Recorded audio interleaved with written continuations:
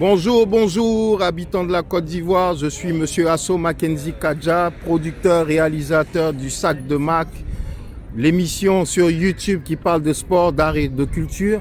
Et aujourd'hui, je vais évoquer un sujet culturel qui m'a vachement touché suite au poste du député maire Olivier Djebidje qui a parlé de l'appellation des habitants de Côte d'Ivoire qui devrait être changée par cette appellation en tant que Ivoirois et Ivoirienne. Je pense que le plus important sur ce sujet, c'est de déjà reconnaître que la sémantique a une importance dans le comportement de tout un chacun. Un nom agit forcément sur les gens et nous permet soit de nous motiver, soit de nous décourager. Le terme ivoirien a été utilisé depuis longtemps, et cela depuis l'avènement de la nation Côte d'Ivoire. Donc nous, ayant grandi dans cette appellation, ayant subi des railleries et ayant aussi encaissé les jeux de mots en tant qu'Ivoirien, Ivoirien, on s'est dit qu'il serait préférable aujourd'hui de pouvoir imposer, sinon assumer cette nouvelle appellation d'Ivoirois, car on se sent des rois et on se sent des reines en Côte d'Ivoire. Nous sommes fiers de notre nation, nous sommes fiers de notre patrie et nous pensons qu'il est temps aujourd'hui de faire changer toutes ces mentalités et d'imposer ce nom d'Ivoirois et d'Ivoirienne aux habitants de la Côte d'Ivoire. Je vais juste vous faire une analyse qui est assez simple.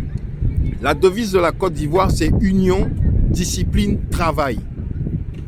Cette devise, c'est aussi, et je pense, la clé du succès et de la réussite. Mais c'est aussi les attributs du roi, d'unifier son peuple, donc l'union. C'est aussi les attributs du roi de discipliner son peuple, donc la discipline. Et c'est aussi l'attribut du roi et de la reine de mettre son peuple au travail, c'est-à-dire union, discipline, travail, donc la clé du succès. Et cette clé du succès est notre devise.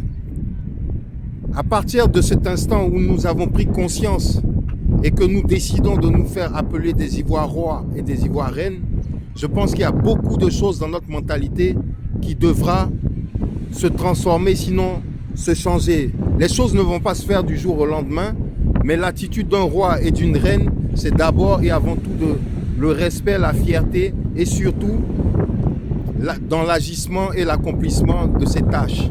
Donc chaque Ivoirois à partir d'aujourd'hui et chaque Ivoirienne doit se considérer comme un roi et comme une reine. D'ailleurs, je vais aller plus loin parce qu'on a une équipe nationale de football qu'on a tendance à appeler les éléphants, mais je pense qu'on est plutôt les rois des éléphants. Nous sommes les dompteurs des éléphants. Donc on appellera notre équipe nationale de football les rois des éléphants de Côte d'Ivoire et l'équipe des éléphantos se fera appeler maintenant les princes des éléphants. Et je pense que c'est très très important qu'on prenne vraiment ce problème culturel qui est un problème sémantique mais qui est culturel et qui doit dorénavant changer, car nous nous sentons comme des rois et comme des reines et non comme des riens et des riennes.